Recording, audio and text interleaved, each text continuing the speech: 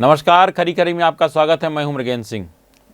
आज हम चर्चा करेंगे क्या मध्य प्रदेश पुलिस में सब कुछ ठीक ठाक नहीं चल रहा या मध्य प्रदेश पुलिस के ग्रह नक्षत्र इस समय ठीक नहीं चल रहे हैं, क्योंकि जो घटनाएं हो रही निश्चित रूप से वो बहुत शर्मनाक हैं और मध्य प्रदेश पुलिस में ऐसा कभी नहीं हुआ। शायद पहली बार हुआ कि पुलिस विभाग के 11 अधिकारियों कर्मचारियों के खिलाफ डकैती का प्रकरण दर्ज किया गया है और उसमें 11 में 9 को गिरफ्तार भी कर लिया गया है। यह भी आपने बहुत कम सुना होगा कि जिस थाने में वहाँ एसडीओपी रही हो, जिस थाने के सुपरविज़न का प्रभार रहा हो और जिस बंगले से उनका इस्तकबाल चलता था, उस बंगले से उसी थाने की पुलिस ने उन्हें गिरफ्तार किया जहाँ कभी वो जाती थी या पुलिस मामले में सलूट करती थी और खड़ी हो जाती थी। हम बात कर रहे हैं सिवनी की एसडीओपी पूजा पांडे की, पूर्व एसडीओपी पूजा पांडे की, जिसे निलंबित कर गिरफ्तार कर लिया गया है। यह हुआ है मुख्यमंत्री डॉक्टर मोहन यादव और डीजीपी कैलाश मकवाना की सख्ती के कारण, नहीं तो ये मामला रफा दफा कर दिया जाता। अब सवाल इसमें ये भी उठता है कि आखिर इसमें आला अधिकारियों पर कार्रवाई क्यों नहीं होती है? क्या इस मामले के लिए एसपी दोषी नहीं है?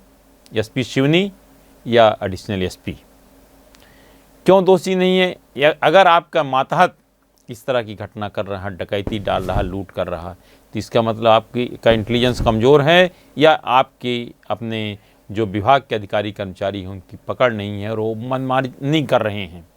सबसे ज़्यादा जो स्थिति खराब हो रही है उसका सबसे बड़ा कारण है कि पुलिस अधिकारी कर्मचारी जो हैं, चाहे थाना प्रभारी हों या एसडीओपी एसपी, नीचे के अधिकारी कर्मचारियों पर उनकी लगाम नहीं रहती, उन्हें डर नहीं रहता। इस तरह घटनाएं हो रही। भोपाल की घटना की बात करें, भोपाल में जिस तरह से एक युवा इंजीनियर को, जो कि डीएसपी का साला भी है, को पीट पर 2 पुलिसकर्मियों ने मार डाला और उसमें भी प्रकरण तब दर्ज हुआ जब मुख्यमंत्री डॉक्टर मोहन यादव ने सख्ती दिखाई।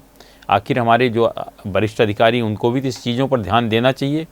निश्चित रूप से डीजीपी कैलाश मकवाना एक ईमानदार अधिकारी हैं और जहां भी उनको गलती मिलती है किसी को छोड़ते नहीं, लेकिन मुझे लगता है कि जो डर होना चाहिए ज़िले के एसपी का या डीसीपी का या अन्य अधिकारियों, फील्ड अधिकारियों को, वो नहीं बचा है।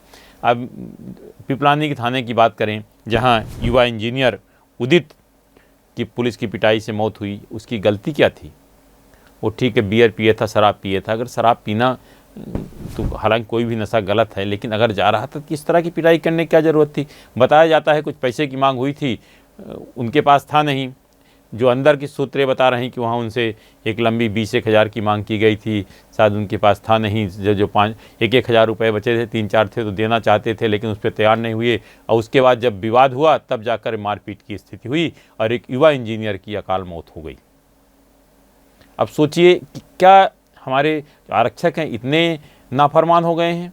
अब इस मामले में मैं तो कहूँगा उस थाने के थाना प्रभारी और जो अधिकारियों पर कार्रवाई क्यों नहीं, उन पे भी कार्रवाई होनी चाहिए कि आपका अगर स्टाफ इतना नाफरमान है तो फिर आप क्या देखते हैं, क्या करते हैं? जब तक इस तरह की कार्रवाई नहीं होगी तब तक इस तरह की घटनाएं होती रहेगी।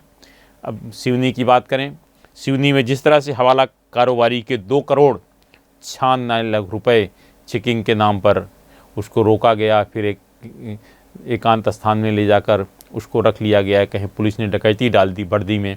तो उसके बाद जब वापस चला गया, जब लौट के आया तब उसने प्रकरण दर्ज कराया। तो आखिर ये क्या है?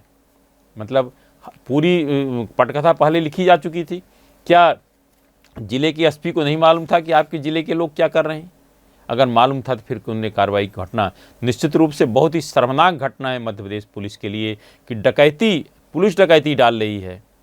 और जिस मामले में आनंद फानन में जो कार्रवाई की गई है, आईजी प्रमोद वर्मा ने जैसे पूरा मामले की जानकारी उनको डीआईजी राकेश सिंह ने दी और कई पत्रकारों ने पूरे मामलों को खुलासा किया, बताया, तब जाकर उन्होंने जांच के लिए वहां के अधिकारियों पर उन्हें विश्वास नहीं किया। उन्हें आयुष गुप्ता जो एडिशनल एसपी जबलपुर हैं, युवा आईपीएस अधिकारी हैं, उनको भेजा जांच की। उनकी जांच रिपोर्ट के बाद एफआईआर दर्ज की गई और आज 11 में 9 लोगों को गिरफ्तार किया गया है। एसडीओपी पूजा पांडे को उनके सरकारी बंगले से गिरफ्तार किया गया है। अब आप बताइए आखिर ये स्थिति है क्या, क्यों ये मध्य प्रदेश में हो रहा। अब ये मामला, अभी 2 मामले ठंडे नहीं हुए थे कि तीसरा एक नया मामला आ गया। बालाघाट कोतवाली में एक प्रधान आरक्षक जो कि इंचार्ज होते हैं उसमें माल खाने के, 55 लाख रुपए और 10 लाख का सोना, 65 लाख रुपए जुआ खेल गए, मतलब जुआ में हार गए तो पैसा निकाल के लेके चले गए। आखिर टीआई साहब क्या देख रहे थे, क्या कभी मालखाना चेक नहीं करते? आखिर क्षेत्र के एसडीओपी या एडिशनल एसपी क्या कभी थाने जाते नहीं और चेक नहीं करते कि क्या रखा है मालखाने में? ये जो व्यवस्थाएं पूरी तरह से बंद हो गई, सब कुछ मोबाइल पर हो गया, मोबाइल पर जानकारी भेजो, आप गश्त कर रहे हो तो मोबाइल भेजो, कहीं घर खड़े होकर दे दो। इसके कारण जो ओरिजिनल पुलिसिंग है वो ख़त्म हो गई है, सब केवल मोबाइल चल रहा, मोबाइल से सब कुछ हो रहा है। अगर इस तरह होता रहे तो मुझे लगता है पुलिस की हालत धीरे धीरे और ख़राब होती जाएगी, तो इस पर भी ध्यान देने की ज़रूरत है। अब जबकि मालखाना में से 65 लाख गायब हो गए तो पता कब चला? जब जिस महिला का पैसा था, कोर्ट से आर्डर हुए उसके पैसे की वापस करने के लिए, तब आखिर कोर्ट में समय लगा होगा। आखिर इतने दिन में टीआई साहब ने क्या देखा, या और एसडीओपी क्षेत्र क्या कभी गए थाने में देखा, क्यों नहीं देखा? इसके कारण ही ये स्थिति खराब हो रही, क्योंकि जो ग्राउंड के अधिकारी हैं, मतलब थाना प्रभारी की बात करें, एसडीओपी की बात करें, वो उनको कोई मतलब नहीं अपना थाने से क्या हो रहा है, उनके अपनी अलग दुनिया रहती है। अगर वास्तविकता में काम करने लगे तो वास्तव में स्थिति में सुधार होगा। लेकिन निश्चित रूप से मध्य प्रदेश पुलिस के लिए बीता सप्ताह बहुत ही शर्मनाक रहा, क्योंकि इस तरह की घटनाएं मध्य प्रदेश पुलिस में सुनने को नहीं मिलती है। अब लेकिन हुई घटनाएं, और उसके लिए जो अधिकारियों पर जो दोषी थे कार्रवाई भी की गई, लेकिन असली कार्रवाई तब मानी जाएगी जब वरिष्ठ अधिकारियों पर भी कार्रवाई हो, तभी यह मामला लगेगा कि हाँ कार्रवाई हो रही। नहीं तो जो नीचे के अधिकारी कर्मचारी कुछ भी करते रहेंगे, जो थाना प्रभारी हैं, एसडीओपी हैं या एडिशनल एसपी सोचेंगे ठीक है नीचे वाला गलती करेगा तो नपेगा, कार्रवाई होगी, हमारे पर तो कुछ नहीं हो रहा। इस कारण जरूरी इस बात की है कि इस तरह के जो वरिष्ठ अधिकारी उन पर भी कार्रवाई होनी चाहिए। आज सिर्फ इतना ही। इस तरह की खबरों से जुड़े रहने के लिए हमारे चैनल पब्लिक वाणी को आप सब्सक्राइब करिए, और आपके पास भी अगर कोई खबर है तो हमें ज़रूर बताएं, क्योंकि हमारा नाम है पब्लिक वाणी।